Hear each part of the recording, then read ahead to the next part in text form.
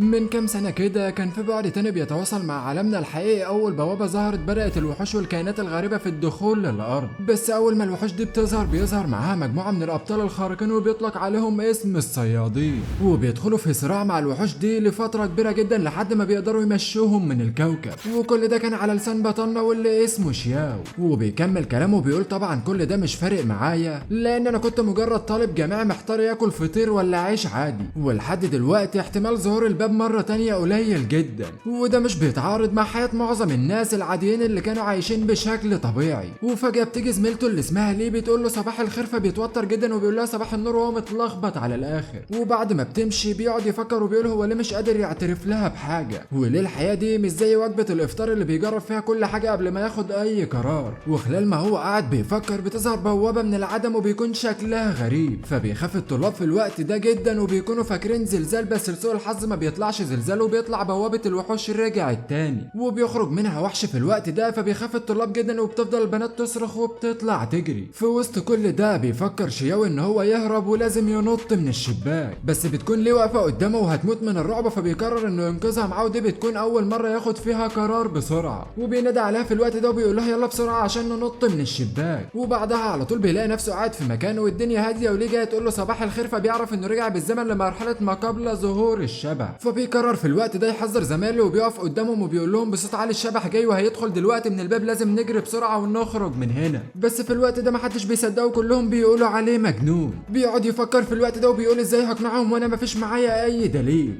بس في وقتها كان لازم اي حد يصدقه قبل ما الكارثه دي تحصل والشبح يوصل تاني. وفي وقتها كان متلخبط على الاخر وبيقول طب اروح اقفل الباب وامنع الوحش من الدخول لحد ما زمايلي يهربوا، ولا اعمل ايه دلوقتي؟ انا في حيره كبيره مش قادر افكر. لحد ما بيجي واحد من زمايله في وقتها وبيقول له مالك تعبان ولا ايه، وبيقترح عليه في الوقت ده زميله انه يروح يرتاح شويه لحد ما يبقى كويس. فبتيجي لشياو فكره انه لازم يخوفهم من حاجه هم عارفينها ومحتمله تحصل، انما فكره الشبح دي نادر جدا ان هو يظهر هنا. فبيقف يخبط على المكتب في الوقت ده وبيقول لهم نطوا من الشباك بسرعه على الارض بتهتز وفي زلزال. وفعلا في وقتها الطلاب بيسمعوا كلامه وبينطوا من الشباك واحد ورا التاني، وشياو بيبقى عايز يكسب وقت لحد ما زمايله يهربوا. فبيفكر ان اسلوب الشبح هو نداء الاسماء، علشان كده جات له فكره ان هو يحرق حنجرته. في الوقت ده بياخد ازازه البرفان بتاعت ليه عشان يولع جواها النار ويرميها في بق الشبح اول ما يدخل. وفعلا بيقف ورا الباب عشان يبدا ينفذ خطته، بس فجاه بيحس انه دايخ جدا وخلاص هيفقد الوعي، فبيمشي ناحيه الشباك ببطء وبيبقى ندمان ان هو اخد قرار زي ده. وحظه بيكون حلو في الوقت ده لان ليه بتجيله وبتسنده وبتساعده ان هو ينط من الشباك. ولما بيخرجوا كلهم بره المبنى بيبقى شياو فاكر انه كده انقذهم خلاص، بس في وقتها اللي ما كانش عامل حسابه حصل فعلا، واتفتحت البوابه قدامهم وخرج منها وحش شكله مخيف على الاخر. وبيقرب الوحش منهم فبيقول شياو في نفسه احنا خلاص كده كلنا ميتين. وفجاه بتظهر بنت في اللحظه دي وبيكون عندها قوه سحريه وبتحوطهم بجدار حمايه وبتقول لهم محدش يطلع بره لحد ما القائد يجي. بس لسوء الحظ بيكون في بنت واقفه على الحافه وبتقع بره جدار الحمايه ده وبياخدها الوحش. وبعد شويه بيوصل القائد فعلا وبتفضل السما تنزل سهام وبيتم القضاء على الوحوش كلها مره واحده. ولما الطلاب بيرجعوا للفصل بيفضلوا يشكروا شياو انه حذرهم وانقذ حياتهم، لولا هو كان فاتهم كلهم ميتين. بس شياو ساعتها بيكون واقف وحاطط وشه في الارض وحزين جدا على زميلته اللي ماتت. بيبدا اصحابه في الوقت ده ان هم يهدوه، بيقولوا كل اللي حصل ده مش بسببك، ده انت انقذت حياتنا، وبيعرفوا ان الغلطان هو الصياد. بيعترض شياو على كلامهم وبيقول لهم انا مش بلوم حد لانه ما كانش قدامه حل تاني وكان لازم يختار ما بين ينقذ شخص او المجموعه. في الوقت ده شياو بيقول انا لازم ابقى احسن منه واختار الافضل دايما، انا لازم ابقى صياد. وبنشوف دلوقتي تقرير من الجمعيه الوطنيه للصيادين بيقولوا ان الشبح المره دي نشأ من شخصيه طالب منتحر من كام سنه في المدرسه لان اصحابه كانوا بيتنمروا عليه. ولما راح ساعتها يشكي المدرسين بتوعه عن اللي بيحصل معاه من الطالب ده وانه كان دايما بيهينه وبيتريق عليه وبيضربه، محدش منهم وقف ساعتها في صفه وقالوا له ده ابوه يبقى العمده بتاعه المدينه، انت يبقى ابوك مين يالا؟ فبيحس الولد ساعتها بالظلم ومش بيلاقي حل قدامه غير الانتحار. للاسف هو كان حاسس بالكراهيه ناحيه المعلمين بتوعه وزمايله كمان. وبيتجمع الكره ده في بعد تاني من ابعاد العالم وبيظهر بعد كده على هيئه شبح عايز ينتقم من كل الناس. وده بقى التقرير اللي كان بيشوفه شياو في التلفزيون. وبعدها بيفتكر امه اللي فقدها من 10 سنين ومن ساعتها هو مش عارف يتعامل مع الناس ولا عارف حتى يدرس كويس. وبنشوفه لابس سلسله سابتها له امه ودي كانت الذكرى الوحيده منها وبيكون فيها شويه سحر صغيرين وصوره ليه معاها وهو صغير، بس حتى الصوره الوحيده اللي معاه مقطوعه وراسها مش موجوده، وده بيخليه مش فاكر ملامحها، وده شيء غريب اصلا لان قوته العقليه كانت اعلى من معظم الناس. بنشوف شياو بعد وبعد كده بيقدم طلب لجمعية الصيادين عشان يكون واحد منهم، وهدفه ساعتها ما يبقاش انه يكون بطل وخلاص، هو عايز يبقى صياد حقيقي عشان يقدر ينقذ اللي هو عايزه المرة اللي جاية. ولما بيروح الجمعية بتقول له واحدة من اللي شغالين هناك ان دي مش مجرد لعبة اطفال، ده صيد اشباح، فبيرد عليها شياو وبيقول لها انا جاي عشان احدد مستوايا. فبتاخده ساعتها وتروح على اوضة تانية، وفي الطريق بيشوف فريق الخارقين اللي انقذهم قبل كده رايحين مهمة جديدة، وبعد ما بيمشوا بيسألها لو انا اقدر اتنبأ بالمستقبل في ال10 دقايق اللي جايين هاخد مستوى ايه في التقييم. فبتقول له واضح انك ما تعرفش اي حاجة عن خط سير الابطال الخارقين، التنبؤ بالمستقبل ل10 دقايق قدام ده كفيل يخلينا نفوز لو في حرب حصلت في المدينة، واستيقاظ اي قدرة زمنية زي التنبؤ بالمستقبل او السفر في الماضي ده يخلي اي شخص يحصل على فئة افضل صياد من الدرجة الاولى فورا.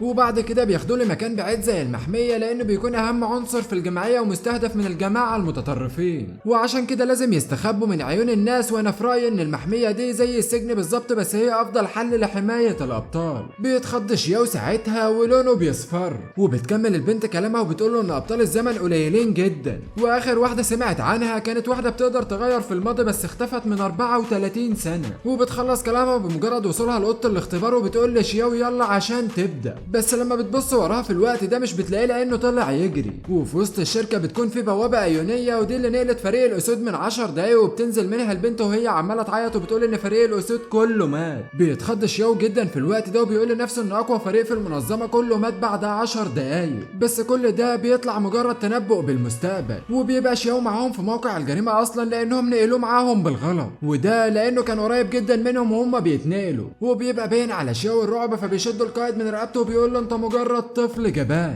بيتكلم شياو ما بينه وما بين نفسه وبيقول له لو انت عارف ان احنا هنبقى توابيت بعد 10 دقايق ما كنتش قلت كده. وبعدها بيفكر ان ليه يموت معاهم اصلا هنا وهو ممكن يهرب، فبيقرر يطلع يجري، بس القائد بيمسكه من قفاه وبيقول له ما تجريش زي العيال الصغيره، وبالرغم ان انا مش طايقك بس لازم القوي يحمي الضعيف هنا. وشياو في وقتها بيكون عمال يعيط، بيفكر السيد انه مريض نفسي لان الموضوع ما يستحقش الرعب ده كله. وبيقول لشياو مش عايزك تقلق، دول مجرد شويه اشباح صغيرين عاملين مشاكل واحنا هنخلص الموضوع ونرجع على طول، المهم دلوقتي انك ما تغيبش عن عيني عشان اقدر احميك. واثناء كلامه بتيجي ست كبيره في السن تساله هو انت من جمعيه الصيادين، وبتعرف عن نفسها في الوقت ده وبتقول انها مديره لجنه الحي في الشارع ده، وهي اللي بلغت عن الاحداث الغريبه اللي بتحصل. وفي الطريق بتبدا تحكي لهم ان هو مجرد حي قديم والناس هنا بتتطلع للثراء، وانه من سنه تقريبا وصل قرار الحي هنا انه هيتهدم ويتبنى من جديد. وبيلاحظ شياو حاجه غريبه وبيقول لهم بالرغم ان المكان مهجور الا انه ملاحظ بياعين الفواكه والفواكه كمان طازه، والحاجه التانيه انه مش ملاحظ ولا طفل في المنطقه، ودي حاجه غريبه جدا. وبتوصل بهم السيده دي المكان مستودع وبتقول لهم انه مهجور من مده وهي فضت الحاجات اللي فيه من يومين. وفجاه لقيت تمثال كبير لحاكم شرير، واول ما بيدخلوا كلهم بيشوف شياو التمثال وبيقلق جدا وبيفتكر الوحش اللي قتل زميلته قبل كده، وبيعرف ان هو ده اللي قتل القائد لاركو وكلهم ماتوا هنا. واثناء ما هو غرقان في تفكيره بيتقفل باب المستودع عليهم، وبتتكلم معاهم الست الكبيره دي وبتقول انا توقعت ان انتوا تيجوا 5 صيادين مش 4 بس،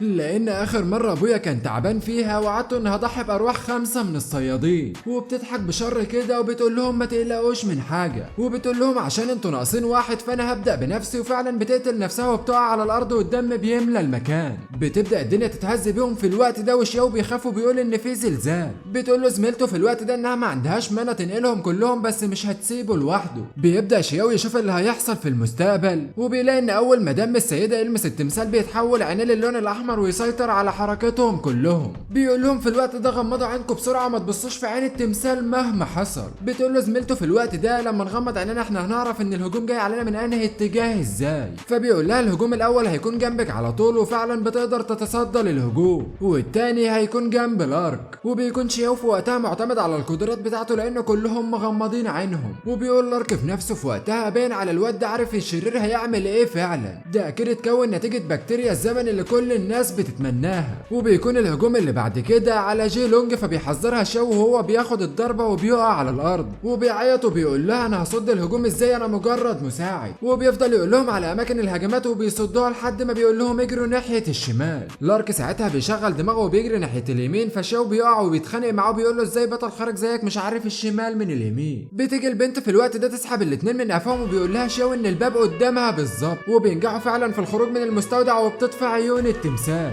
بيبقوا واقفين ساعتها ياخدوا نفسهم شويه، بس للاسف مش بيلحقوا لان مجموعه من الشباب بيجوا من وراهم ويضربوهم على راسهم، فبيقعوا كلهم على الارض ويفقدوا الوعي. ولما ولما بيفوق شياو بيعرف انه كان فقد الوعي لاكتر من ساعتين، وبيستنتج انه دلوقتي موجود في مكان غريب وعلى الاغلب هو مخطوف. لو انت وصلت لحد هنا بقى يا بطل ما تنساش تعمل لايك جامد زيك كده وكومنت رايق وتشترك في القناة عشان يوصلك كل جديد. يا ترى مين اللي خطف شياو والابطال الخارقين اللي معاه؟ وهل هيقدر شياو يتغلب على العصابة دي ويهربوا من المكان اللي هو فيه ولا هيعملوا ايه؟ كل ده واكتر هنعرفه في الحلقات اللي جاية. وما طولش عليكم اكتر من كده، ما تنساش تصلي على النبي عليه افضل الصلاة والسلام وتدعي لاخواتنا في فلسطين ان ربنا ينصرهم، واشوفكم الفيديو اللي جاي. سلام.